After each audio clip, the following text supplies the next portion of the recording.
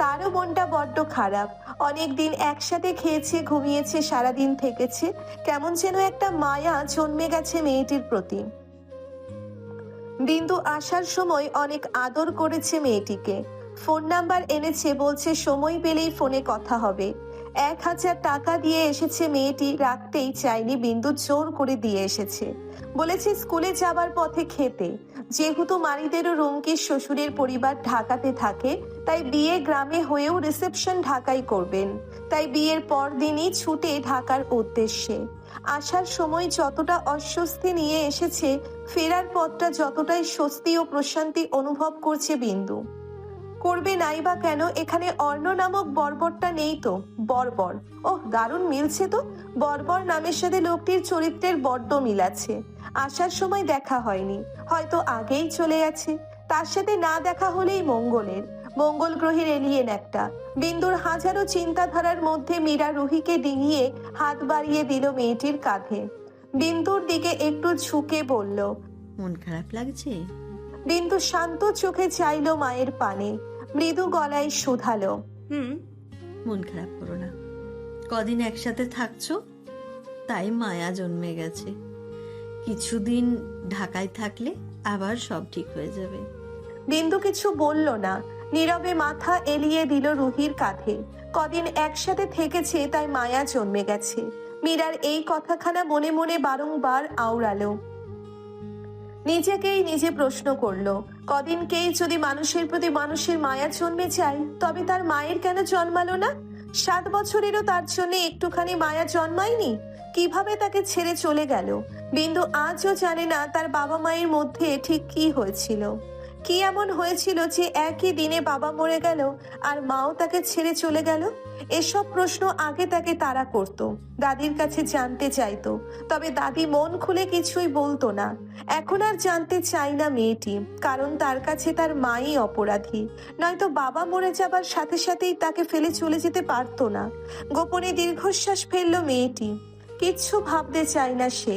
খোলা জানালা গলিয়ে আসছে শীতল বৈরী হাওয়া। বিন্দু চোখ বন্ধ করে দিল, যেন অনুভব করতে চাইলো বাতাসের ফিসফিসানি শব্দধ্বনি। এই বিন্দু ওঠো, বিন্দু, এই বিন্দু।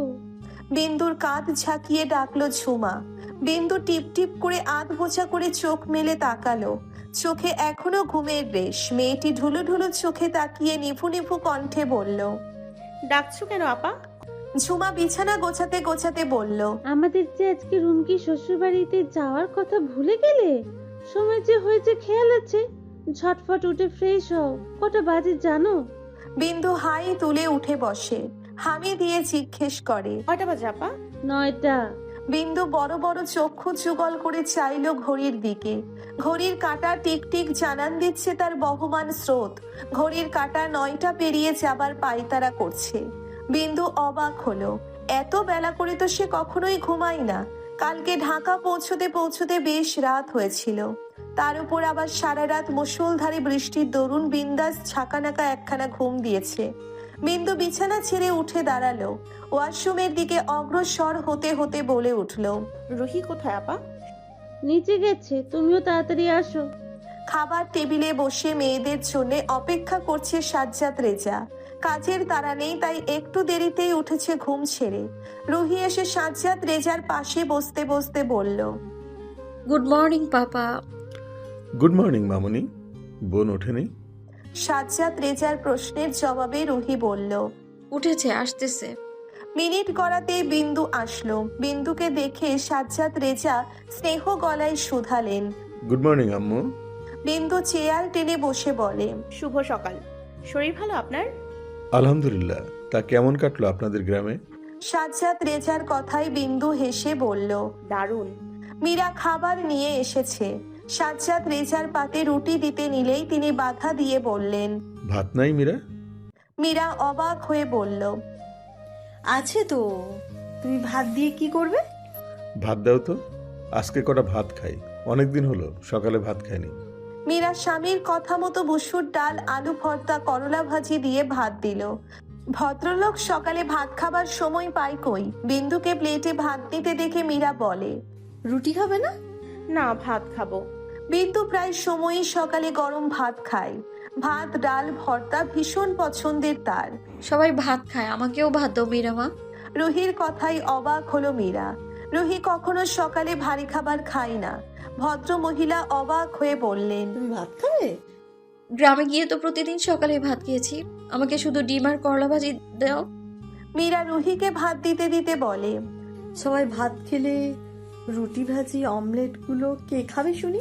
সাজ্জাদ রেজা খাবার চিবোতে চিবোতে বলে, ও নিয়ে তুমি চিন্তা করো না তো, আজ বাসায় আছি না, 3 বাপ বেটি মিলে সব ফিনিশ করে দেবো না। খাবার টেবিলে সবাই থাকলেও একজন মিসিং। রুহি খেতে খেতেই বলে উঠল, ভাইয়া এখনো ওঠেনি? তোমার ভাইয়া বাসায় থাকলে না উঠবে? মীরার কথায় ভ্রুদয় কুচকিত হলো মেয়েটির। জানতে চেয়ে শুধালো, বাসায় নেই মানে কোথায় গেছে? তার ফ্ল্যাটে চলে গেছে, কাল গ্রাম থেকে এসে সেখানেই উঠেছে। রুহি মন খারাপ করলেও অবাক হলো না মোটেও। অর্ণ ছুটির বেশিরভাগ সময়ই তার ফ্ল্যাটে থাকে। রুহি ভেবে পায় না তার ভাই একা একা অত বড় একটা ফ্ল্যাটে কি মজায় থাকে। অর্ণ চলে গেছে শুনে বড্ড খুশি হলো বিন্দু। যাক, কিছুদিন একটু শান্তিতে থাকতে পারবে। রাত দিন কারো হনুমান মুখো চেহারাটা আর কষ্ট করে দেখতে হবে না। তাছাড়া হেনা খান আর মিথিলাও গিয়েছে তাদের বাড়িতে। হেনা খানের শাশুড়ি অসুস্থ, গতকাল রাতেই সেখানে গিয়েছে। বলতে গেলে সব জঞ্জাল থেকে দূষণ মুক্ত বাড়িটা। সাজ্জাদ রেজার খাওয়া শেষ। তিনি মেয়েদের উদ্দেশ্যে বললেন, অনেক ছুটি কাটিয়েছেন, কাল থেকে ক্লাস মিস দেওয়া যাবে না, সকাল থেকে কোচিং যাবেন। সারা রাত বৃষ্টির পর চকচকে সূর্যরশ্মি ছড়িয়ে পড়েছে ধরিত্রী। রুমকির শ্বশুর বাড়িতে আয়োজন করেছে বৌভাতের অনুষ্ঠান। Hi miss. বিন্দুর সাথে দাঁড়িয়ে কথা বলছিল রুহি। অপরিচিত পুরুষের কণ্ঠস্বর শুনে হকচকিয়ে পেছনে তাকালো মেয়েটি। ছিমছাম গড়নের একটি ছেলে। রুহি চেনার চেষ্টা করেও ব্যর্থ হলো, চেনা চেনা লাগছে, কিন্তু কোথায় দেখেছে ঠিক খেয়ালে বাঁধতে পারছে না। ছেলেটি পুনরায় বলে ওঠে, আপনি আমাকে চিনতে পারছেন না বেআইন? ভ্রুদয় কুচকে এলো মেয়েটির। একে তার বাধ্যতামূলক চেনার কথা ছিল নাকি? মনে মনে ভেঙচি কাটলো রুহি। মুখে মিষ্টি হাসি ফুটিয়ে বলল, আপনি কোন ক্ষেতের মুলা ভাই যে আপনাকে চিনতেই হবে? ছেলেটি ভর কালো। হতভম্ব হলো রুহির কথা শুনে। হাসি মুখেও এমন তেতো কথা বলা যায়? ইস, কি মিষ্টি কণ্ঠস্বর। ছেলেটি বোধহয় ইমপ্রেসড হলো। বিন্দু হয়তো চিনল ছেলেটিকে।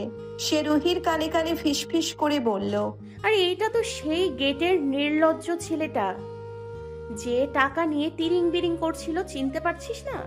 রুহি এবার চিনতে পারে। ছেলেটি জোরপূর্বক হেসে বলল, আরব আমার কাজিন, বিয়েতে দেখা হয়েছিল, চিনতে পারছেন? আরাব রুমকির বর। জি, চিনতে পেরেছি। আমতা আমতা করে বলল রুহি। ছেলেটি এবার খুশি হয়ে বলল, যাক, তবে চিনলেন। আমি লিমন, এবার অনার্স 3rd ইয়ারে। আপনি কিসে পড়েন? অনার্স ফনার্স যেটাই পড়েন, গায়ে আপনি ভালোই পড়েন মিস্টার লেবু। বিড়বিড় করে বলল রুহি। বিন্দু নিকটে থাকায় নিভু স্বরের কথাখানা অতি গোপনেই শুনে ফেলল, যেটা শোনা মাত্রই ফিক করে হেসে ফেলল বিন্দু। সময় কাল স্থান হুঁশে আসতেই ঠোঁটে ঠোঁট চেপে হাসি আটকানোর চেষ্টা করলো। কিছু না বোঝা ছেলেটি বেকুবের মতো তাকিয়ে রইল। রুহি গলা খাকারি দিয়ে বলল, এবার এসএসসি পরীক্ষা দেব। এখানে দাঁড়িয়ে কি করিস? আকস্মিক সাদিকে দেখে হকচকাই রুহি। কেমন লাল লাল চোখ করে তাকিয়ে আছে তার দিকে। রুহি পুনরায় ভরকায় সাদের দৃষ্টি দেখে। আশ্চর্য, লোকটি এভাবে তাকিয়ে আছে কেন তার দিকে? মেয়েটি বোকা বোকা হেসে বলে ওঠে, আসসালামু আলাইকুম বড় ভাই, কেমন আছেন? ভালো আছেন? সাদির থেকে কোনো রেসপন্স পাওয়া গেল না। চোখ মুখ শক্ত করে তাকিয়ে আছে মেয়েটির দিকে, যেটা দেখে এলোমেলো দৃষ্টি ফেলে রুহি। সাদির দৃষ্টি দেখে মনে হচ্ছে বেশ রেগে আছে। কাহিনী কি বুঝলো না মেয়েটি? দূর থেকে বৃষ্টি আর মেহেদিকে আসতে দেখে সুযোগখানা লুফে বিন্দুর হাত ধরে কেটে পড়ল রুহি। বৃষ্টি মেহেদি ওদের পরিবারের সবাই এসেছে। বৃষ্টি মেহেদি বাবা মায়ের সাথে ওদের পরিচয় করিয়ে দিল। ভদ্রতার খাতিরে বিন্দু রিনরিনে গলার সালাম ঠুকলো। আসসালামু আলাইকুম, ভালো আছেন আপনারা? মাহবুব আলম সালামের জবাব দিয়ে বললেন, ওয়ালাইকুম আসসালাম। এই আল্লাপাক রেখেছে আলহামদুলিল্লাহ। তোমার বাবার নাম কি মা? তিনি কি করেন? ভদ্রলোকের কথা শুনে বিন্দুর মুখটা চুপসে গেল। তার বাবার নাম বললে তো চিনবেই না, উল্টে প্রশ্নের মুখে পড়বে। সাজ্জাদ রেজার নাম বলা কি উচিত হবে? মেহেদি, রুহি ওরা হয়তো বুঝলো বিন্দুর মনের ভাব। মেহেদি বলতে চাইলো কিছু, তবে তার আগেই কেউ বলে উঠল, ওর বাবার নাম শেখ সাজ্জাদ রেজা। পেশা আপনার থেকে ভালো আর কে জানে মাহবুব সাহেব। সাজ্জাদ রেজার কথাখানা শুনে সুখের দোল খেল বিন্দুর হৃদয় জুড়ে। সব সময়ের মতো তার কর্মে মেয়েটি মুগ্ধ হলো। সাজ্জাদ রেজাকে দেখেই সালাম দিল মাহবুব আলম। আসসালামু আলাইকুম স্যার, এরা আপনার মেয়ে স্যার? সরি স্যার, পরিচিত হবার জন্য জিজ্ঞেস করা। ইটস ওকে, ফর্মালিটির প্রয়োজন নেই। এই মুহূর্তে আমরা দুজনেই এক। এই দুটো আমার মেয়ে নয়, আমার কলিজা। তারপর তিনি মেয়েদের বললেন, মা ডাকছে মামনি, তাড়াতাড়ি এসো। চলুন মাহবুব সাহেব, ভেতরে যায়। তারা ভেতরে গেলেও ওরা চারজন থেকে গেল। মেহেদির চক্ষু কলাপাতা কালারের থ্রি পিস পরিহিত বিন্দুতে। ওড়নাটি একপাশে আড়াআড়ি করে মেলে রেখে হিজাব করেছে। ছিমছাম সাজগোজ, যা মেয়েটিকে অতুলনীয় করে তুলেছে। আচ্ছা, মেয়েটি কি এতটাই সুন্দর, নাকি শুধু তার চোখেই এত ভালো লাগছে? কেউ যে তাকে দেখে মুগ্ধ নয়নে তাকিয়ে আছে, সেদিকে খেয়াল নেই মেয়েটির। তার ডাগর ডাগর আঁখি পল্লব মেইন গেট পেরিয়ে আসা অর্ণর দিকে। সুঠাম দেহে হোয়াইট শার্টের উপর চাপানো মেরুন রঙের স্যুট, পায়ে লেদারের শুজ। এক হাত পকেটে পুরে অন্য হাত ফোন চাপিয়ে কানে। টানটান বুকখানা ফুলে ফেপে রয়েছে। ফোনে কথা বলতে বলতেই গম্ভীর পদচরণে এগিয়ে আসছে বাড়ির সম্মুখে। বিন্দু পলকহীন চোখে তাকিয়ে রইল অর্ণর দিকে। মানতেই হবে হনুমান মুখ লোকটি নিঃসন্দেহে সুদর্শন পুরুষ। তার হাঁটা চলা, কথাবার্তা বলার ভঙ্গি একেবারে কেয়াবাদ। আর শালার অ্যাটিটিউডের মায়েরে বাপ। অর্ণ নির্লিপ্ত ভঙ্গিতে কথা বলতে বলতে হেঁটে ওদের ওভারটেক করে চলে গেল। বিন্দুর ভ্রুদয় কুচকিত হলো। লোকটি এমন একটি ভাব দেখানোর মনে হচ্ছে তাদের দেখতেই পায়নি, অথচ তাদের কাজ ঘেঁষে গেল। বিন্দু অর্ণর অ্যাটিটিউড দেখে মুখ ভেঙচি কাটলো, বিড়বিড় করে আওড়ালো, শালা হনুমান মুখ, নিম পাতার বাড়ি। দুদিন খুব ভালোই কেটে গেল। না অর্ণর নামক বর্বর আছে, না মিথিলা হেনা আছে। পরীক্ষার বাকি বেশি নেই, প্রিপারেশন খুব ভালোই নিয়েছে বিন্দু। বাকিটা হবে যা তার ভাগ্য নির্ধারণ করা হয়ে গেছে। বিন্দু ভাগ্য বিশ্বাসী। ঘড়ির কাঁটায় কেবল দুপুর গড়িয়ে বিকেল। বিন্দু বিষণ্ণ মুখে বসে আছে ব্যালকনিতে। কিছু ভালো লাগছে না তার। রুমে টিভি আছে, তবুও দেখতে ইচ্ছে করছে না। একটি মোবাইল হলে ভালো হতো, কিছুক্ষণ সময় কাটানো যেত। চাইলে মীরার ফোন আনতে পারে, কিন্তু বিন্দু আনবে না। বিন্দু মীরার ফোন খুব একটা ধরে না। দাদির সাথে যোগাযোগ ছাড়া কখনো ধরা হয় না। বিন্দু ফুস করে শ্বাস নিল। ভালো খাচ্ছে, ভালো থাকছে, ভালো প্রতিষ্ঠানে পড়াচ্ছে, আবার ফোনও চাই তার। সে কি লোভী হয়ে যাচ্ছে? সময়টা বড্ড পানসে লাগছে। রুহি রুমে পড়ে পড়ে নাক ডেকে ঘুমাচ্ছে। রুহির বই পড়া পছন্দ নয়, দরুন রুমে কোনো গল্প বা উপন্যাসের বই নেই। বিন্দু মুখে নখ কাটে, কি করবে ভেবে পাচ্ছে না। সময়টা কাটানো দরকার। নিচতলায় ঝুমার রুমের কাছে দুবার চক্কর দিয়ে এসেছে, সেটাও মনে হচ্ছে দরজা আটকে পড়ে পড়ে ঘুমাচ্ছে। ওদের মতো সেও একটু ঘুমোতে পারে না, অথচ তার চোখে ঘুমের রেশ মাত্র নেই। হঠাৎ কি যেন মনে পড়তেই তড়াক করে উঠে দাঁড়ালো মেয়েটি। ধীর পায়ে এগিয়ে যেতে লাগলো সিংহের গুহায়। বিন্দুর পদচারণ গিয়ে থামলো অর্ণর দরজার সামনে। দুদিন ধরে অর্ণ আর বাসায় আসেনি, না আর তাদের দেখা হয়েছে। অর্ণ যেহেতু বাসায় নেই, তার বইগুলো তো নেয়াই যায়, তাই না? এত বইয়ের মধ্যে একটি বই নিলে কি আর লোকটি বুঝতে পারবে? মনে মনে বড্ড ভয় পাচ্ছে বিন্দু। পরক্ষণেই মনে হলো যাকে ভয় পাচ্ছে সেই তো নেই, তাহলে ভয়টা পাচ্ছে কাকে? মনে মনে দোয়া দুরুদ পড়ে বিন্দু। আস্তে আস্তে দরজাটা ঠেলে মাথাখানা ঢুকিয়ে উকি দিল ভেতরে। না, রুমের কোথাও কেউ নেই। লোকটি বোধহয় দরজা খুলেই চলে গেছে। যাক, তার জন্যেই ভালো হলো। বিন্দু পিলপিল পায়ে ঢুকে পড়লো রুমে, সোজা এগিয়ে চলল বইয়ের তাকের কাছে। সেদিন তো দূর থেকে এক পলক দেখছিল, আজকে কাছে এসে এত বই দেখে বিস্মিত হয়ে তাকিয়ে রইল। কোনটি রেখে কোনটি পড়বে ঠিক বুঝে উঠতে পারছে না। অনেক দেখার পর একটি বই বের করে হাতে নিল। এখানে কি করছিস? পুরুষালী গম্ভীর কণ্ঠস্বর শুনেই চমকে উঠল বিন্দু। কম্পিত হলো দেহখানা। আচমকা আতঙ্কিত হয়ে হাত ফসকে পড়ে গেল বইখানা। হতভম্ব বিন্দু পেছন ফেরার সাহস পাচ্ছে না। এই মুহূর্তে অর্ণর উপস্থিতি সুনামির ন্যায় ভয়াবহ। বিন্দু জ্ঞান শূন্য হয়ে দাঁড়িয়ে রইল। কি বলবে, কি বলে এই বিপদ থেকে রক্ষা পাবে কিছুই মাথায় ঢুকছে না। আতঙ্কে মস্তিষ্ক সক্রিয় বন্ধ হয়ে আসছে। বিন্দু ঠোঁট নেড়ে বলতে চাইল কিছু, কিন্তু হাই আফসোস একটু শব্দ ও গলাদয় ভেদ করে আসলো না।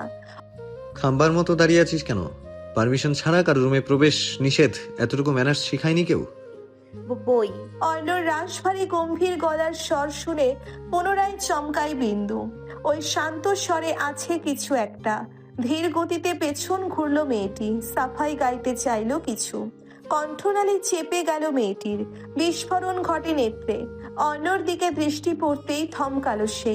সুঠাম দেহের আবর্তনে শুধু একটা টাওয়াল জড়িয়ে, সেটাও নাভির নিচে ফর্সা উন্মুক্ত দেহ।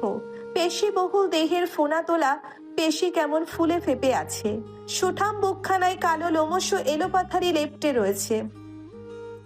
চকচকে শরীরের উপর বিন্দু বিন্দু জল যেমন জল করছে। অর্ণকে এমন রূপে দেখে শ্বাস নিতেও ভুলে গেল মেয়েটি। শির দ্বারা বেয়ে গড়িয়ে নামতে লাগলো এক চোট কলকলে স্রোত। স্পন্দন প্রক্রিয়া তড়িঘড়ি করে দ্রুত হলো আগের তুলনায়। এলোমেলো দৃষ্টি ফেলে সে, হাঁসফাঁস করে।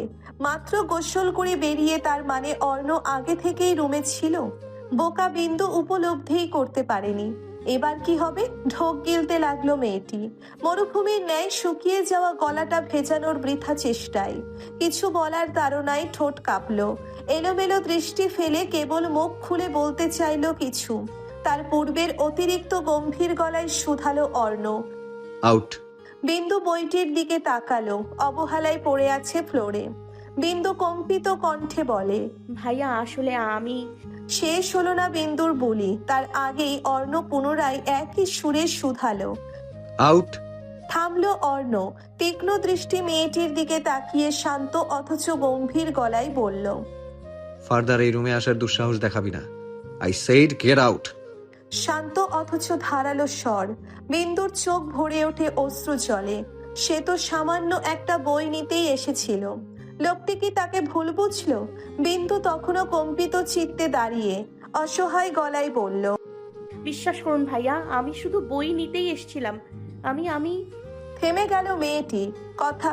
কথা স্টপ হতে বাধ্য হলো। বিন্দুর ভীত দৃষ্টি পড়ে অর্ণর বা হাতে।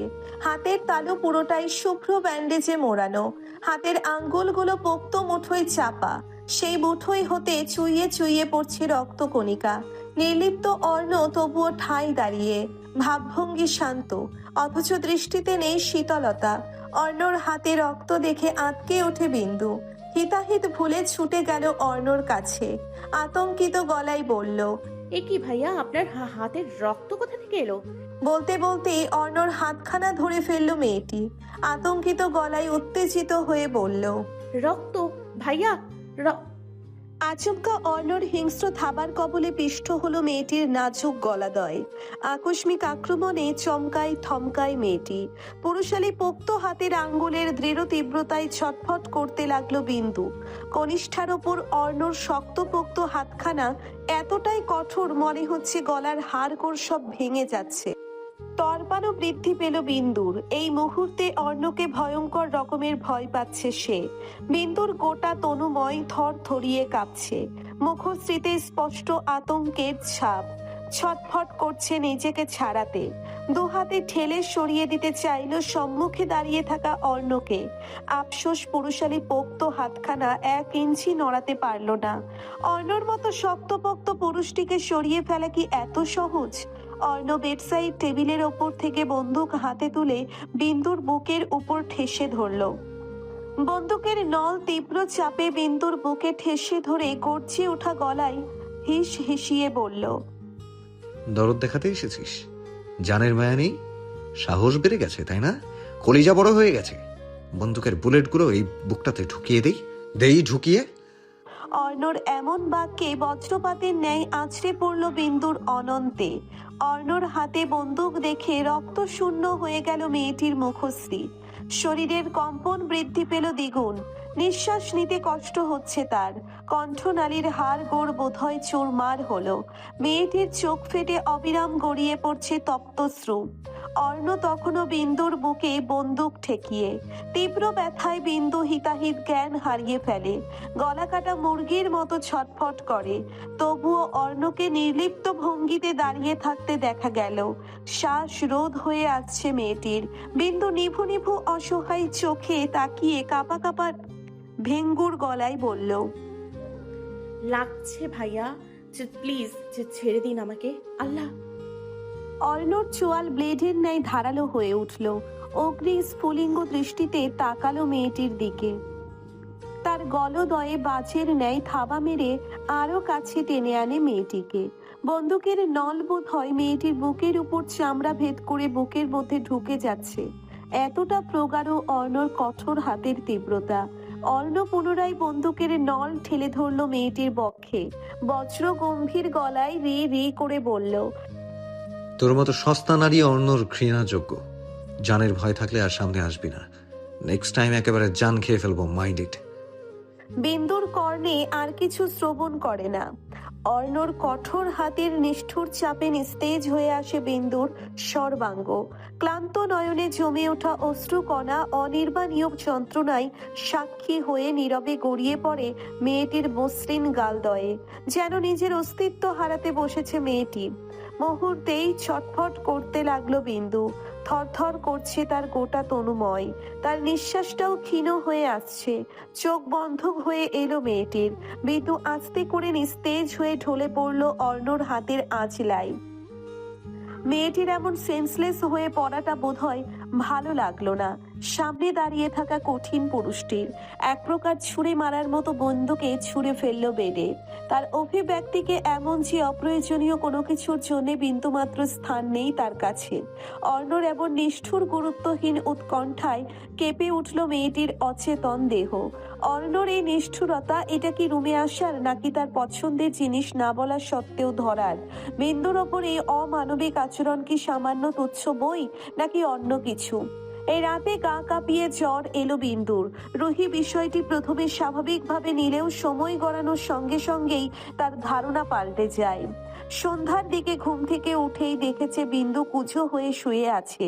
টেম্পারেচার চেক করে দেখে বুঝেছে মেয়েটির জ্বর আছে। এখন রাত প্রায় 8টা, কিন্তু বিন্দু সেই একইভাবে শুয়ে। রুহি কিছুটা চিন্তিত হয়ে রুমে এলো। বিছানায় গুটিসুটি হয়ে শুয়ে আছে বিন্দু।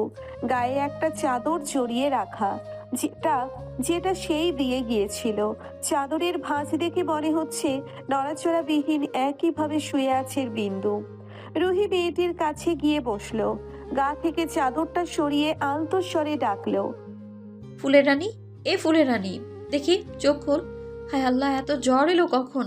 হেমে নে একাকার হয়ে গেছে বিন্দু, অথচ রুমে এসি চলছে তখনও। রুহি বিন্দুর গা থেকে ওড়না টেনে সরিয়ে দিল। কুঁচো থেকে সোজা করে শুইয়ে দিতে দিতে বলল, ইস, কি অবস্থা হয়েছে, দেখি ঠিক ঠিক হয়ে শত ফুল। আকস্মিক থমকে যায় রুহি। বিস্ফোরিত নেত্র পল্লব তার বিন্দুকে গলায়। বিন্দুর গলা অস্বাভাবিক ফুলে আছে। ফর্সা ত্বকে কালচে হয়ে থাকা দাগ স্পষ্ট। কেউ মেয়েটির গলা খুব শক্তভাবে চেপে ধরেছিল, বেশ ভালোই বোঝা যাচ্ছে। বিন্দুর গলার এই করুণ অবস্থা দেখে চমকাই থমকাই রুহি। এই সরল মেয়েটির সাথে কে করেছে এই নিষ্ঠুর কাজ? গালে চাপড় মেরে 2-3 বার ডাকলো মেয়েটিকে। বিন্দুর কোনো রেসপন্স নেই, একেবারে নিস্তেজ হয়ে পড়ে আছে। রুহি ঘাবড়ে গিয়ে চেঁচিয়ে উঠল, পাপা, পাপা, মীরা মা কোথায়? তোমরা জলদি এসো পাপা। সাদিয়ার মারিদ এসেছে অর্ণর খোঁজে। সকাল থেকে অর্ণকে ফোনে পাচ্ছে না তারা। ইনফর্ম পেয়েছে অর্ণ এখানে আছে, তাই আসা। তারা এসে কেবল মাত্র বসেছে। মীরা আর সাজ্জাদ রেজাও রয়েছে সেখানে। আচমকা রুহির চিৎকারে চমকে উঠল উপস্থিত সকলেই। হতবুদ্ধি সাদি ছুট লাগালো সিঁড়ি বেয়ে ওপরে, বাকিরাও ছুটলো পিছু পিছু। রুহি বিন্দুর পাশে বসে তাকে অনবরত ডাকছে। সাদি ছুটে এসে দাঁড়ালো রুহির কাছে, মেয়েটির গালে হাত দিয়ে অস্থির কণ্ঠে জিজ্ঞেস করে, কি হয়েছে বলেছে? কাঁদছিস কেন? বল আমাকে। রুহির চোখে পানি দেখে অস্থির হয়ে পড়ে সাদি। সে রুহির চিন্তায় এতটাই হাইপার হয়েছে যে রুহির কোলের মধ্যে লুটিয়ে থাকা বিন্দুতে নজর পড়েনি তখনও। আর না, অবচেতনে বসে থাকা রুহি শুনল না প্রেমিক পুরুষের ব্যাকুল প্রেমময় সমর্থন। দেখুন না আমার ফুলের রানী কি হলো। রুহি বিন্দুকে দেখিয়ে কম্পিত গলায় বলল। এবার সাদির নজরে আসলো বিন্দু। ততক্ষণে সবাই এসে হানা দেয় রুহির রুমে।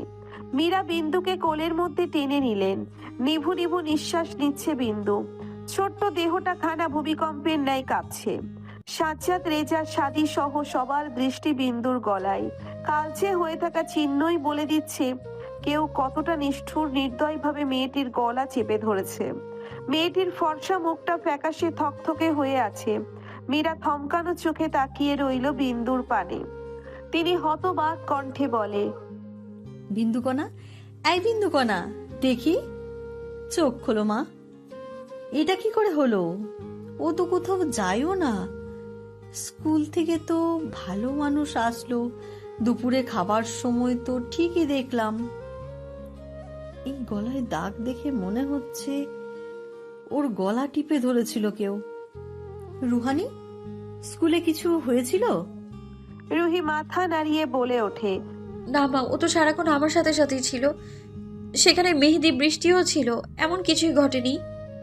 সাজ্জাদ, রেজা ক্রুদ্ধ কণ্ঠে বলল, কার এত বড় কলিজা হলো আমার মেয়ের গায়ে হাত তুলেছে? ভাই, অটো তো রুমে নেই। কথাখানা সাদির কানের কাছে ফিসফিস করে বলল মারিদ। সাদির তীক্ষ্ণ দৃষ্টি তখনও বিন্দুর ক্ষতে। বুদ্ধিমান সাদি যেন অনেক কিছুই বুঝে ফেলল। এমন নিষ্ঠুর কাজ করার জন্যে সে ছাড়া আর কে আছে এই বাড়িতে? সাজ্জাদ, রেজা বিন্দুর কপালে হাত দিয়ে ওর টেম্পারেচার চেক করতে করতেই ঝুমাকে বললেন, জ্বরে তোর গা পুড়ে যাচ্ছে, ঘর থেকে আমার ফোনটা নিয়ে আই ঝুমা, ডাক্তার পাটোয়ারিকে ইনফর্ম করতে হবে। ডক্টর মারুফ পাটোয়ারি হচ্ছে শেখ পরিবারের ফ্যামিলি ডক্টর। সাজ্জাদ, রেজার কথা শুনে সাদি বলে ওঠে, ডক্টর পাটোয়ারি এই মুহূর্তে ঢাকায় নেই মামা, ওকে এখনই হসপিটালে নিতে হবে।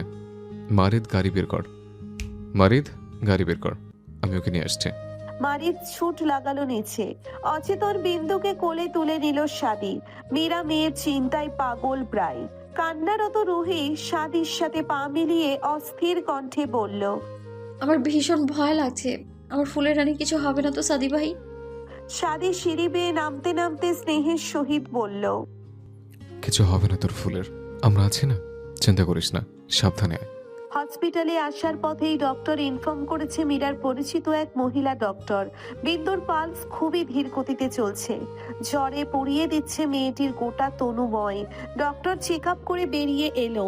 মীরা তাকে দেখেই অস্থির কণ্ঠে বলল, ডক্টর মোনালিসা, আমার মেয়ের কন্ডিশন কি দেখলেন?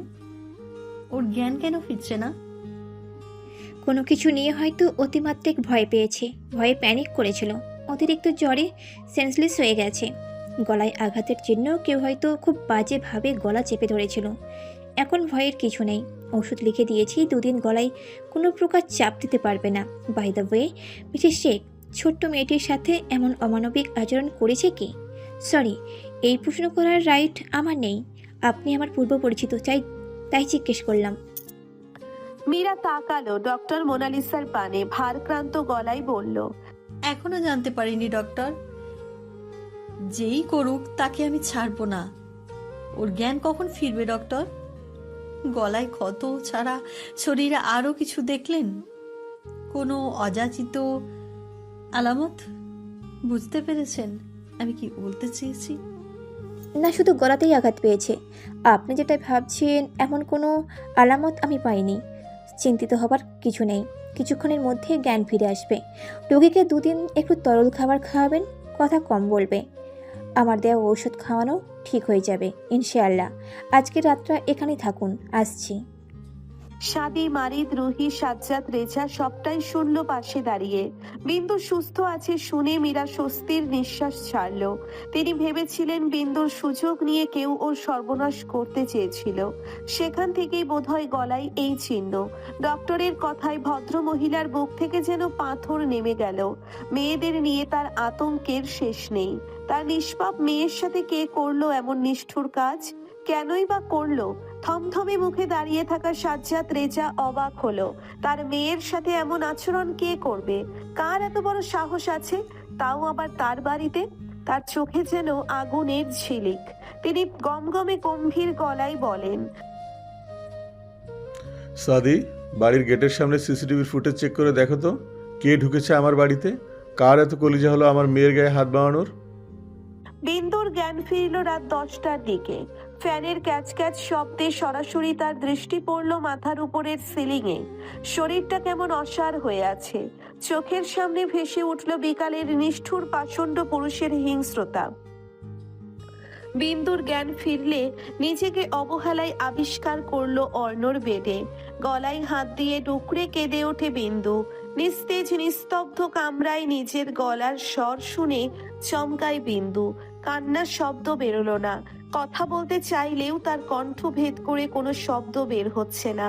মেয়েটি নিচের গলায় হাত দিয়ে বোবা কান্নায় ভেঙে পড়ে। একটা বইয়ের দাম কি তার জীবনের চেয়েও বেশি? সামান্য একটা বই ধরার অপরাধে লোকটা তাকে মেরে ফেলতে চেয়েছিল। লোকটা তাকে এত ঘৃণা করে কেন? কি অপরাধ তার?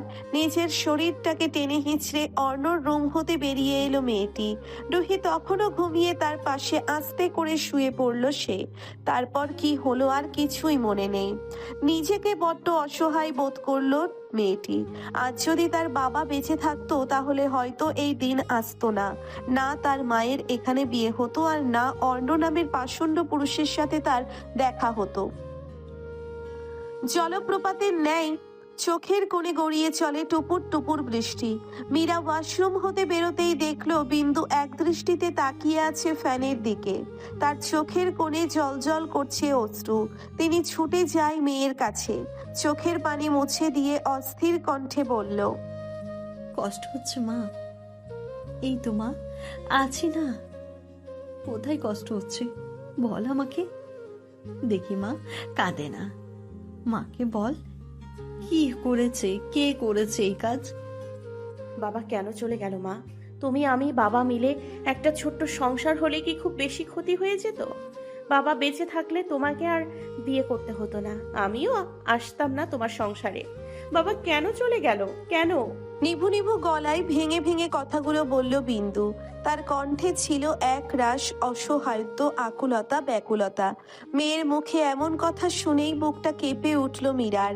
তার মেয়ে কি বাবা মায়ের অভাব ফিল করে? কতটা কষ্ট লুকিয়ে রাখলে এভাবে বলতে পারে?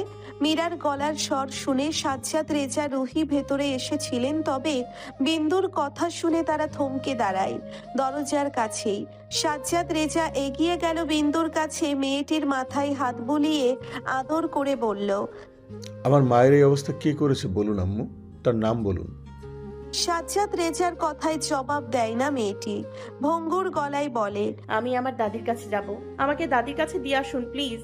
বিন্দু দাদির কাছে চলে যাবে শুনে অস্থির হলো মীরা। সাজ্জাদ, রেজা তাকে ইশারা করে শান্ত থাকতে বলে। সে বিন্দুর মাথায় হাত বুলিয়ে দিতে দিতে পুনরায় বলল, আচ্ছা দিয়ে আসবো, এখন তো আপনি অসুস্থ, আগে সুস্থ হন তারপর দিয়ে আসবো। এখন বাবাকে বলুন তো আপনার সাথে কে করেছে এই আচরণ?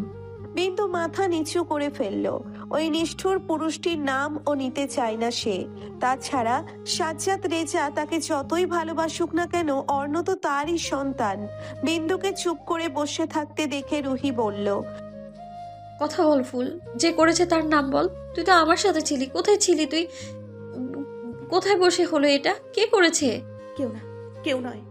আমাকে আমার দাদির কাছে দিয়ে আসুন প্লিজ, দয়া করে আমাকে পাঠিয়ে দিন আমার গ্রামে। বিন্দু বারবার একই কথা বলছে, সে থাকবে না এখানে, তার দাদির কাছে দিয়ে আসতে বলছে। সাদি, মারিদ ভেতরে ঢুকে শুনতে পেল সবটাই। সাদি একটি চেয়ার টেনে বসতে বসতে বলল, মামা, মামি, আপনারা একটু বাইরে যান প্লিজ, আমি দেখছি বিষয়টি। মীরা আর সাজ্জাদ রেজা হাল ছেড়ে দিয়ে বাইরে চলে গেল। তারা জানে শাদি নিশ্চিত বের করতে পারবে কিছু। শাদি তাকালো বিন্দুর দিকে, থমথমে গলায় জিজ্ঞেস করলো, কেন বলছো না কিছু বিন্দু? আচ্ছা আমাদের কাছে বলো কি করেছে, বলো। বিন্দু গুটিয়ে নিল নিজেকে। শাদি বুঝলো এভাবে হবে না। তার কোথাও একটা মনে হচ্ছে অর্ণ এই কাজ করেনি। অর্ণ এমন আচরণ কেন করবে? শাদি আর একটু এগিয়ে এসে বসলো বিন্দুর কাছে। তার হাত রাখলো মেয়েটির মাথায়, স্নেহের হাত বুলিয়ে দিতে দিতে বলল, আমি তো তোমার ভাইয়ের মতো, ভাইকে বলবে না? থেমে গেল শাদি, পুনরায় গম্ভীর হয়ে বলল, এটা অর্ণ করেছে তাই না? বিন্দু এবারও কোনো জবাব দিল না। হাঁটুতে মুখ গুজে ফুপিয়ে কেঁদে উঠল। ব্যাস, শাদি তার প্রশ্নের জবাব পেয়ে গেল। বিন্দু মুখে না বললেও বিন্দুর ভীত মুখশ্রী দেখেই সবটা স্পষ্ট। রুহি হতভম্ব হয়ে বসে রইল। তার ভাই যে এমন কিছু করবে স্বপ্নেও ভাবেনি। এত পাষণ্ড হলো কবে তার ভাই? দরজার ওপাশে দাঁড়িয়ে থাকা সাজ্জাদ, রেজা আর মীরা হতবুদ্ধি হয়ে দাঁড়িয়েই রইল। তাদের ভাবনাতেও আসেনি অর্ণ এই কাজ করেছে। ছেলেটির এত অধপতন ঘটালো কবে? শাদি মারিদ দাঁড়িয়ে আছে অর্ণর ফ্ল্যাটের দরজার সামনে। বিন্দুর কাছে সবটা শুনে তখনই হসপিটাল হতে বেরিয়ে এসেছে। একবার দুবার করে একাধিকবার কলিং বেল বাজালেও কেউ দরজা খুলল না। শাদি রাগে গজগজ করতে করতে সজোরে এক লাথি মারল দরজায়। কয়েক সেকেন্ডের মধ্যেই দরজা খুলল অর্ণ। দরজা খানা খোলার সাথে সাথেই সজোরে এক ঘুষি পড়ল অর্ণর পেশিবহুল দেহে। শাদি অর্ণর কলার চেপে ধরে রাগে রি রি করে বলল, তোর এত সাহস হলো কি করে ওর সাথে এমনটা করার? তোকে বলছি না ভালো না লাগলে ওকে এড়িয়ে চলবি? সামান্য একটা বইয়ের জন্য অমানুষের মতো আচরণ করলি কেন? জবাব দে অর্ণ। অর্ণ গম্ভীর নির্লিপ্ত ভঙ্গিতে দাঁড়িয়ে নিজ কলার হতে শাদির হাতটি ঝাড়া দিয়ে ফেলে দিয়ে গম্ভীর স্বরে বলল, অন্যায় করেছে তাই শাস্তি পেয়েছে, কলার ছাড়। তুই জানিস তুই কি করেছিস? তোর নিষ্ঠুরতায় কতটুকু মেয়েটিকে এই রাতের বেলা হসপিটালে অ্যাডমিট করতে হয়েছে। তুই রাগই যেদি জানি তাই বলে অতটুকু মেয়েটিকে তোর রাগের স্বীকার করবি? লেফটেন্যান্ট শেখ নওফিল অর্ণ তো এমন বুদ্ধিহীন অমানবিক নয়, তবে ওর সাথে এমন আচরণের মানে কি? অর্ণ তখনও ঠাই দাঁড়িয়ে। মারিদের কথায় সেই একই ভঙ্গিতে বলল অর্ণ। কৈফিয়ত চাইছিস? But I am not interested. শাদি লাল লাল চোখে চাইল অর্ণর দিকে, গম্ভীর স্বরে বলল, আমি ইন্টারেস্টেড। কৈফিয়ত দিতে বাধ্য তুই। আমি ওর ভাই হয়ে জানতে চাই, বল কিসের অপরাধ ওর? কোন অধিকার ওর গায়ে হাত তুলেছিস? ওর সাহস হলো কি করে আমাকে জ্বালানোর? এটাই ওর অপরাধ। আমাকে জ্বালাতে আসলে সেই অনরে ওকেই পুড়িয়ে ছারখার করে দেব আমি। অর্ণর কথা শুনে ভ্রু কুচকাল মারিদ, গমগমে গলায় বলে উঠল, ও তোকে কবে কিভাবে জ্বালালো অর্ণ? ভাই কিসের তো রাগ তোর ওর উপরে, একটু বলবি?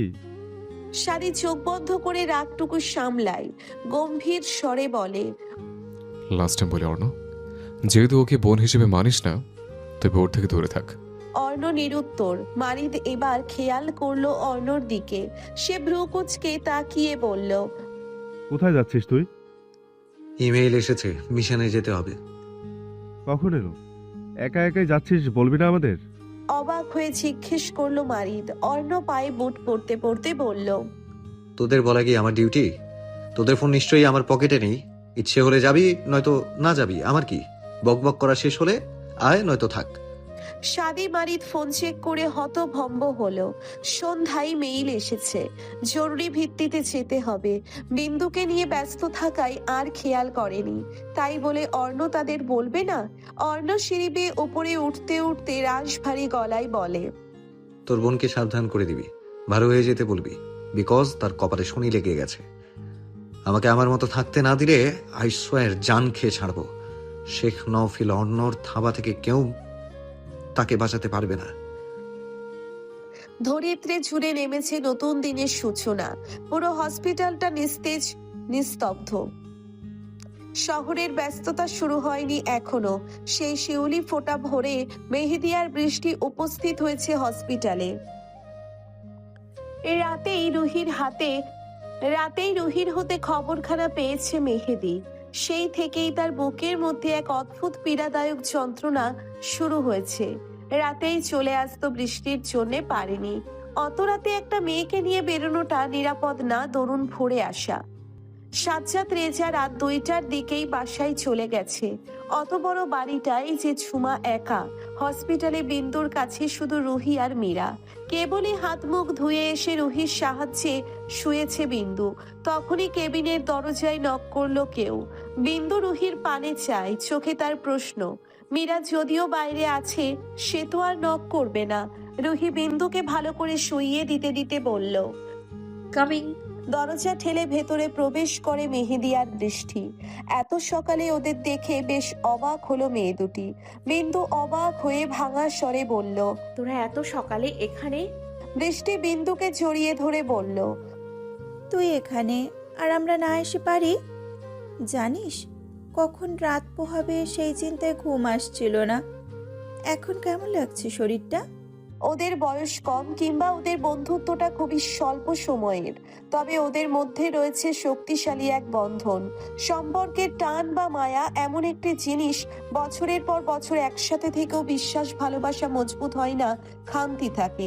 আবার এমনও হয় দুদিনের পরিচয় কিন্তু মায়া বিশ্বাস প্রগাঢ় অটুট। ওদের মতো বন্ধু পেয়ে নিজেকে ভাগ্যবান মনে করে বিন্দু। বৃষ্টির কথায় বিন্দুর ওষ্ঠদয়ে জুড়ে ছড়িয়ে পড়ে হাসির রেখা। কে বলেছে সে একা, অসহায়? সবাই ভালো না বাসুক, এই যে 2-1জন আছে ভালোবেসে আগলে রাখার মতো, এটা কি যথেষ্ট নয়? চাই না আর কারো ভালোবাসা, কারো সহানুভূতি। এদের সাথে দিব্যি কেটে যাবে জীবন। মুচকি হেসে বলে বিন্দু। এখন আলহামদুলিল্লাহ ভালো। তুই দাঁড়িয়ে আছিস কেন? বস। বিন্দু নিজের পাশে জায়গা দেখিয়ে বসতে বলল মেহেদিকে। মেহেদি বসলো না, স্থির হয়ে দাঁড়িয়ে আছে, শান্ত শীতল দৃষ্টি তার বিন্দু থেকেই। গতকাল রাতেই সবটা শুনেছে সে। রোহিত যখন রাত 12টার দিকে ফোন দিয়ে বলল বিন্দু অসুস্থ, হসপিটালে আছে, তার দুনিয়াটাই অন্ধকার লাগলো। অর্ণর ওপরে জমেছে এক রাশ ক্ষোভ। রুহি একটি চেয়ার টেনে দিল মেহেদিকে, তোরা একটু ওর কাছে থাক, আমি ফ্রেশ হয়ে আসছি বলল। রুহি চলে যেতেই বৃষ্টি বলে উঠল, কাল অ্যাকচুয়ালি হয়েছিলটা কি? কি এমন হলো যে লোকটা এমন নিষ্ঠুর কাজ করলো? বিন্দু কিছুটা বিব্রত বোধ করলো। কি দরকার ছিল ওদের এগুলো বলার? ওকে চুপ মেরে থাকতে দেখে বৃষ্টি পুনরায় বলল, আমরা তো তোর বন্ধু বিন্দু, তবে সংকোচ কিসের? নাকি তুই আমাদের আপন ভাবিস না? এমা না না না, এমন কিছু নয়। তোরা আমার ঠিক কতটা আপন তোরাও জানিস না। বৃষ্টির কথার পৃষ্ঠে বিন্দু তড়িঘড়ি করে কথাটা বলল। বৃষ্টি বলল, তবে বল কি ঘটেছিল? বিন্দুর না চাইতেও মনে পড়ে গেল সেই মুহূর্ত, সেই ভয়ঙ্কর হিংস্র চোখ, বন্দুক। লোকটা নিশ্চিত কোনো গুন্ডা মাস্তান, না হলে তার কাছে বন্দুক কেন থাকবে? বিন্দু সবটা খুলে বলল ওদের। বৃষ্টি অবাক হয়ে বলল, সামান্য একটা বইয়ের জন্য এমন একটি কাজ করলো? দামড়া ছেলেটিকে দেখে তো খুবই বিচক্ষণ মানুষ মনে হয়। এমন একটি অমানবিক কাজ করলো কি করে? আঙ্কেল আন্টি লোকটিকে কিছু বলেনি?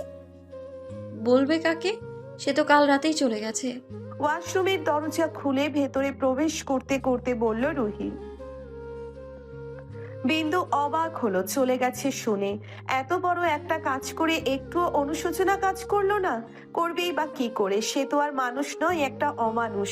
রুহি বিন্দুর পাশে এসে বসে বলে, বাবা, মীরামা ভীষণ রেগে আছে ভাইয়ের উপর। বাবা ফোন করে তাকে অনেক রাগারাগি করেছে। আমি না স্বপ্নেও ভাবিনি আমার ভাইয়ের দ্বারা আমার ফুলের রানী কষ্ট পাবে। রুহির চোখে পানি চলে এলো। তার কাছে সবটাই ছিল অবিশ্বাস্য। বিন্দু রুহির হাতের মুঠোয় হাত পুড়ে নিল। পুরোটা সময় মেহেদি ছিল চুপচাপ বসে, স্থির নেত্র ঘুরে ফিরে সেই বিন্দুতে। কিছুক্ষণের মধ্যেই মীরা আর সাজ্জাদ রেজা চলে এলো। সূর্যের প্রখরতা বেড়েছে। এখন প্রায় সকাল 8টা। ডক্টরের থেকে বিন্দুর ডিসচার্জ নিয়েছে। তারপর সবকিছু গোছকাজ করে মীরা মেয়ের হাত ধরে হসপিটাল হতে বেরিয়ে আসে। বৃষ্টি, রুহি, মীরা বিন্দুকে নিয়ে গাড়ির পিছনের সিটে বসলো। সাজ্জাদ রেজা ওদের গাড়িতে তুলে দিয়ে একটি জরুরি কাজে চলে গেলেন। মেহেদিকে গাড়িতে না উঠতে দেখে রুহি ভ্রু কুঁচকে বলল, কিরে দাঁড়িয়ে আছিস কেন? যাবি না? মেহেদি গাড়ির ডোর লাগিয়ে দিতে দিতে বলল। একটু পরে আসছি, তোরা যা। বিন্দু বাড়িতে আসতেই ঝুমা লেপ্টে রইল বিন্দুর কাছে। বেচারি বিন্দুর কন্ডিশন দেখে বেশ ভয় পেয়েছে গতকাল রাতে। বিন্দু হাসে ঝুমার বাচ্চামি দেখে। চিন্তা করো না আপা, আমি এখন একদম ফিট অ্যান্ড ফাইন। বিন্দুর কথা শুনে ঝুমা বলে, কালকে তো একদম ভয় পাইয়ে দিয়েছিলে। ডাক্তার নাকি শক্ত খাবার খেতে না করেছে। আমি তোমার জন্য পায়েস রান্না করেছি, রাত থেকে না খেয়ে আছো। এখন খাবে? দিয়ে যাব? নিয়ে আসতে হবে না আপা, আপনি গিয়ে টেবিলে দিন, আমি ওদের সাথে টেবিলে বসেই খাবো। বিন্দুর কথা মতো ঝুমা চলে গেল। বৃষ্টিকে নিয়ে রুহি বিন্দু গিয়ে খাবার টেবিলে বসলো। মীরা মেয়েদের খাবার দিতে দিতে রুহিকে উদ্দেশ্য করে বলল, তোমাদের বন্ধু কি কি যেন নাম? কোথাও গেছে হয়তো, এসে পড়বে এখনই। খেতে খেতে উত্তর দিল বৃষ্টি। মীরা বিন্দুকে বলল, ঘরে বেডসাইড টেবিলে ওষুধ রেখে এসেছি, খাওয়া শেষ করে ওষুধ খেয়ে নিও। বিন্দু মাথা নাড়ালো। বেশ কিছুক্ষণ পরে মেহেদি আসলো। হাতে তার ইয়াব বড় একটা কার্টেন, দেখে মনে হচ্ছে বেশ ভারী কিছু ভেতরে। বিন্দু বৃষ্টি রুহি চোখ বড় বড় করে তাকিয়ে রইল সেথায়। মেহেদি কার্টেনটা টেবিলের উপরে রাখতে রাখতে রুহিকে বলল, একটা চাকু হবে? কি আছে এতে? জানতে চাইল বিন্দু। রুহি চাকু এনে দিল মেহেদির হাতে। মেহেদি সেটা নিয়ে কার্টেনে পেঁচানো স্কচ টেপ কাটলো। অমনি কার্টেনের ভেতর থেকে বেরিয়ে এলো বিশাল এক বইয়ের স্তূপ। বিন্দু স্তব্ধ হয়ে তাকিয়ে রইল বইগুলোর দিকে।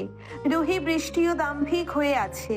হতভম্ব বিন্দু অবাক হয়ে জিজ্ঞেস করলো, এত বই কার জন্য এনেছিস রে তুই? চোখের বালি সেই সময় বিরল, মানব জনম, পথের পাঁচালী, চাঁদের পাহাড় সহ আরো বিভিন্ন ধরনের উপন্যাসের বই। চক্ষু চরক গাছ মেয়েগুলোর, চক্ষুদয় কপালে তুলে তাকিয়ে আছে বিন্দু।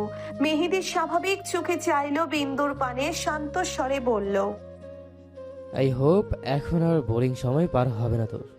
এগুলো পড়া শেষ হওয়ার পূর্বেই আবার নতুন বই এনে দেবো। কি বলিস, পাগল হয়ে গেলি নাকি? এত বই কেন এনেছিস? এত বই দিয়ে আমি কি করব? অবাক হয়ে বলল বিন্দু। এত বই তো সে 6 মাস ধরে পড়েও শেষ করতে পারবে না। তাছাড়া বই আনতেই বা হবে কেন? মেহেদি পুনরায় শান্ত স্বরেই বলল, প্রয়োজনে পৃথিবীর সমস্ত বই এনে তোর চরণে দিব, তবুও কখনো কারো কাছে বইয়ের জন্য যাবি না। আজ থেকে তোর একাকিত্বের ভাগ আমি নিলাম, কখনো বোরিং ফিল করতে দিব না, প্রমিস। অবাক লোচনে হতভম্ব বিন্দু মেহেদির কথা শুনে জাস্ট বাকরুদ্ধ সে। বিস্ময় ঠোঁট নাড়িয়ে কিছু বলতে চাইলো, তবে তার আগে মেহেদি বলে ওঠে, নিজের খেয়াল রাখিস, আসছি। বৃষ্টি আয়। নিজের বিস্ময় সাইডে রেখে রুহি বলে ওঠে, কিছু না খেয়ে চলে যাবি? প্রথমবার বাসায় আসলি, বস একটু। মেহেদি হাত উঁচিয়ে থামিয়ে দিল মেয়েটিকে। ভারী গলায় বলল, আজ নয়, এখন সময় নেই, অনেক সময় এসে খাবো। ওর খেয়াল রাখিস। 2 দিন স্কুলে যাওয়ার প্রয়োজন নেই, নোটস কালেক্ট করে দেবো। বিন্দু রুহি ওদের সাথে গেট পর্যন্ত এগিয়ে দিতে আসলো। রুহি বৃষ্টি 2 কদম আগে আগে হাঁটছে। তারপর মেহেদি সবার পিছনে গুটি গুটি পায়ে বিন্দু এগিয়ে আসছে সম্মুখে। বিন্দু খেয়াল করেছে মেহেদি সকাল থেকেই কেমন অদ্ভুত আচরণ করছে, কেমন ভারী ভারী কথা বলছে।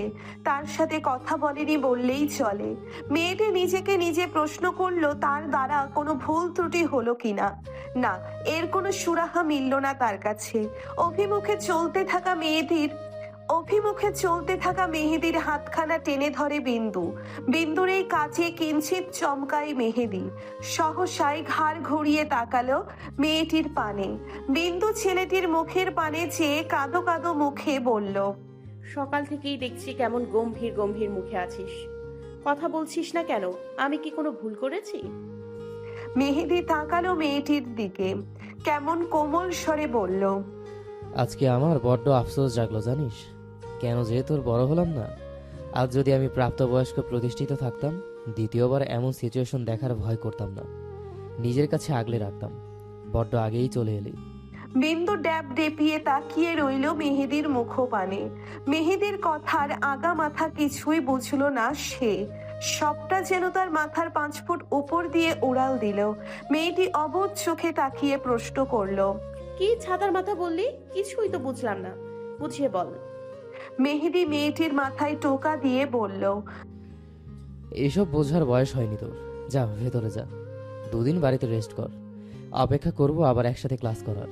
জঙ্গলের মধ্যে পরিত্যক্ত একটি দোতলা ভবন, যার ভেতর দিনের পর দিন মাসের পর মাস চলছে অবৈধ কার্যক্রম। মানুষজন দিনের বেলায়ও এখানে আসতে ভয় পায়, আর এই সুযোগটাই কাজে লাগিয়ে সন্ত্রাসীরা চালিয়ে যাচ্ছে তাদের অবৈধ কারবার। অর্ণর স্পেশাল ফোর্স অতি গোপনে ঢুকলো সেই পরিত্যক্ত ভবনে। সেখানে রয়েছে দুপাশে একাধিক রুম। তোরা ওই পাশটা দেখ, কুইক। চিরুনি তল্লাশি করবি পুরো ভবনে, যেন একটি মাছিও বেরিয়ে যেতে না পারে। অর্ণর কথা মতো সাদি আর দুটো কমান্ডো গান পয়েন্টে রেখে এগিয়ে চলল তল্লাশিতে। অর্ণ, মারিদ আর একটি সেনা সদস্য সিঁড়ি বেয়ে উপরে উঠল। অশ্লীল আওয়াজ শুনে কান খাড়া হলো সাদির। কক্ষ অনুসরণ করে এগিয়ে গেল সেখানে।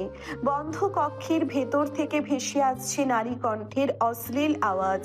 সাদির চোখ জোড়া মুহূর্তেই রক্তবর্ণ ধারণ করে। সে এক লাথি মারল দরজায়। আধা পুরাতন কাঠের তৈরি দরজাখানা ভেঙে ধপাস করে আছড়ে পড়ল মেঝেতে।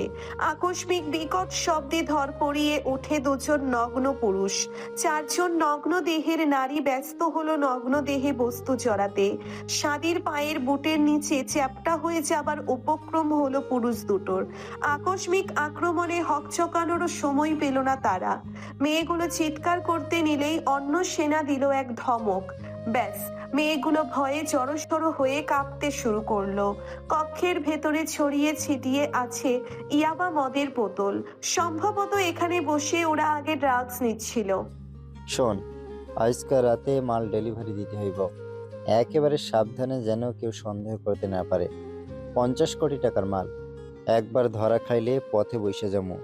লিডারের কথা শুনে ড্রাগস চেক করতে করতেই একজন বলে উঠল, বস, আমাকে গাড়ি পুলিশে ধরবো না। হালারা তাইলে কাম হইব কি? একটা গাড়ি থেকে হাতিয়ে নিছে লাখ লাখ টাকা। শালারা আমাগো থেকেও বেশি মুনাফিক। দেশের খেয়ে দেশের মানুষের সাথে বেইমানি করে। শোন, রাত বেশি নাই, তাড়াতাড়ি হাত চালিয়ে কাজ শেষ কর। ভাইয়ের হুকুম, আজ রাতের মধ্যে এগুলো এখান থেকে পাচার করতে হবে। মিন্টু, গিয়ে দেখতো হারামি দুইটা এখনো বেশ্যা নিয়ে শুয়ে আছে কিনা। কাজের নাম ঠনাঠন, খালি সোনের ধান্দা, মাগি ছাড়া চলে না। মিন্টু বসের কথা শুনে লাফিয়ে উঠে চলল নিচের উদ্দেশ্যে। তার খুশির অন্ত নেই। এই ফাঁকে নিজেও একটু টেস্ট করে আসবে নারী দেহ। মিন্টু দরজা খুলতেই লুটিয়ে পড়ল দরজার সম্মুখে। তার কপাল গড়িয়ে তাজা লোহিত রক্ত গড়িয়ে ফ্লোর ভিজিয়ে দিচ্ছে। আচমকা গুলিবর্ষণ হতেই চমকে উঠল বস। দরজার সম্মুখে দাঁড়িয়ে থাকা অর্ণকে দেখে ঘাবড়ে গেল বস। নিজের ভয়টুকু অতি গোপনে ধামাচাপা দেওয়ার চেষ্টা করে বলল সে, আর শেখ অর্ণ স্যার যে এখানে হঠাৎ? আমাদের মতো ভালো মানুষকেও শান্তিতে থাকতে দেবেন না দেখছি। অর্ণর দৃষ্টি তীক্ষ্ণ, অথচ ভাবভঙ্গি একেবারেই শান্ত। সে ভেতরে ঢুকতে ঢুকতে বলল, কি করব বলুন? দেশটা আপনাদের মতো ভালো মানুষে ভরে গেছে, তাই তাদের খুঁজছি, ধরে ধরে পুরস্কার বিতরণ করব। বস চেয়ারের পায়ের উপর পা তুলে বসলো। মারিদ লাল লাল চোখে তাকিয়ে রইল লোকটার দিকে। সে ভেবে পায় না, একজন সমাজ সেবক যদি এই কাজ করে তবে সমাজটা সন্ত্রাসী মুক্ত হবে কি করে? দিনের বেলায় জনদরদি জনগণের বন্ধু, আর রাত হলেই সমাজের দুশ্মন।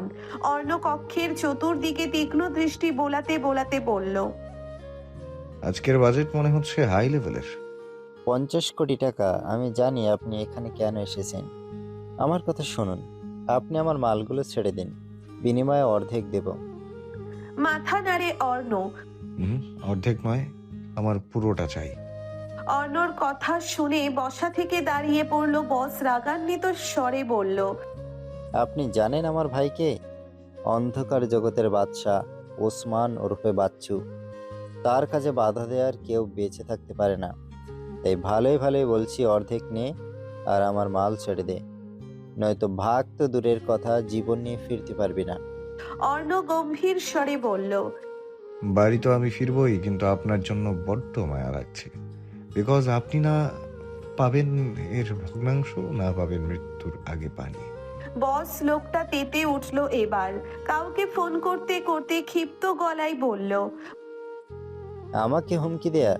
তুই জানিস আমার একটা ফোন কলে তোর এই পোশাক ক্ষমতা সব কেড়ে নিতে পারি। বলতে বলতেই ওসমান নামের কাউকে ফোন লাগালো। অর্ণ যেন পরবর্তী সময়ে অপেক্ষায় চুপ মেরে বসে রইল। ফোনের ওপাশ থেকে শোনা যাচ্ছে কারো কণ্ঠস্বর যে বলছে, ওসির সাথে কথা বলে রেখেছি, তুই নিশ্চিন্তে মাল স্যার। হ্যালো হ্যালো, কথা শুনতে পাচ্ছিস? মালকে ডেলিভারি করেছিস? বস লোকটা কিছু বলার আগেই অর্ণ ফোনটা ছিনিয়ে নিয়ে নিজের কানে চেপে ব্যঙ্গ করে বলল, এত সহজে কি করে যেতে দেই বলতো? এত ভালো কাজ করলে একটু খাতির যত্ন করতে হবে না? ওপাশ থেকে চিৎকার করে উঠল ওসমান। অর্ণ তির্যক হাসে। বাহ, চিনে গেলি। একবার আমার 10 কোটি টাকার ক্ষতি করেছিস, কিচ্ছু বলি নাই। এবার আমার কাজে বাঘাড়া দিবি না। যদি নিজের ভালো চাস তো ওখান থেকে চলে যা। ওসমান কথা শেষ করার আগেই এক বিকট আওয়াজ হলো। চেয়ার সহ দুরুম করে পেছন আছড়ে পড়লো বস লোকটা। তার কপালে বুলেট এপার করে ওপারে ভেদ করেছে। অর্ণ কথা বলা অবস্থায় সুযোগ বুঝে অর্ণকে গুলি করতে চেয়েছিল, তার আগেই অর্ণ শুট করে ফেলেছে। ওপাশ থেকে ওসমানের চিৎকার ভেসে ওঠে, আমি তোকে ছাড়বো না শুয়োরের বাচ্চা। আমার মেয়ের মৃত্যুর প্রতিশোধ আমি নেব। আমি তোর বংশ নির্বংশ করে দিব, শুনেছিস? নির্বংশ করে দিব।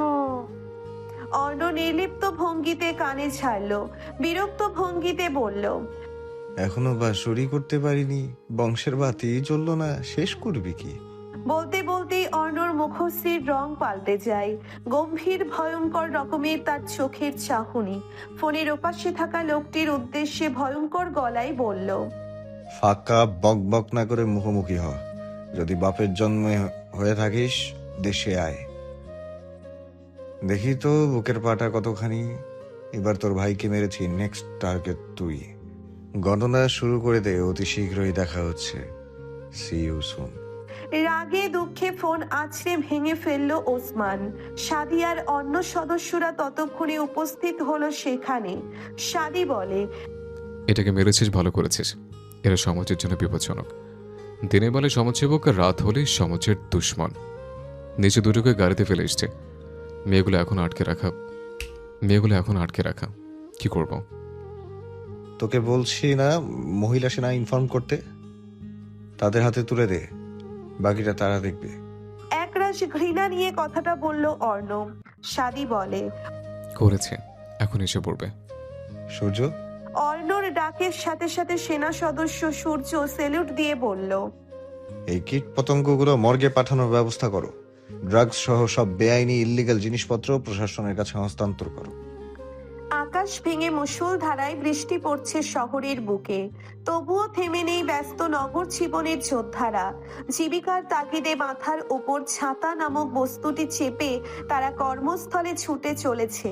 ঢাকা শহরের রাস্তাঘাটের বেহাল দশা, জায়গায় জায়গায় পানি জমে জনমানব যাতায়াতের হয়েছে চরম ভোগান্তি। জানালা গলিয়ে এক দৃষ্টিতে বাইরে তাকিয়ে আছে বিন্দু। তার দৃষ্টি ব্যস্ত সড়কে ছুটে চলা জনমানুষে। বিন্দু আজ 2 দিন পরে এসেছে স্কুলে। ক্লাস কক্ষে টিচার উপস্থিতহীন। ছেলে মেয়েরা যে যার মতো গল্পে মশগুল। এই বিন্দু, এত মন দিয়ে ওদিকে কি দেখিস রে? মন কোথায় তোর? কখন থেকে ডাকছি, শুনতে পাচ্ছিস না নাকি? বৃষ্টির কথা শুনে বিন্দু ব্যস্ত সড়ক হতে নজর সরিয়ে তাকালো বৃষ্টির দিকে। মেয়েটির চক্ষু যুগালে প্রশ্নের মেলা। বৃষ্টি বিন্দুকে ডিঙিয়ে জানালা দিয়ে বাহিরে ঝুঁকে উকি ঝুঁকি দিতে দিতে বলল, দেখি শর্ত, কাকে দেখছিস? আমিও দেখব। বৃষ্টির এমন অদ্ভুত কাণ্ড দেখে তাজ্জব বনে গেল বিন্দু। হতবাক চোখে তাকিয়ে অবাক হয়ে বলে উঠল, আজব তো, কাকে দেখবো? আশেপাশে কেউ নেই। দোতলায় ক্লাসরুম থেকে সড়কের সবটাই স্পষ্ট। বৃষ্টি যথাস্থানে বসতে বসতে বলল, এমন ভাবে দিবানা হয়ে তাকিয়েছিলি, মনে হয়েছিল ওখানে তোর প্রেমিক দাঁড়িয়েছিল।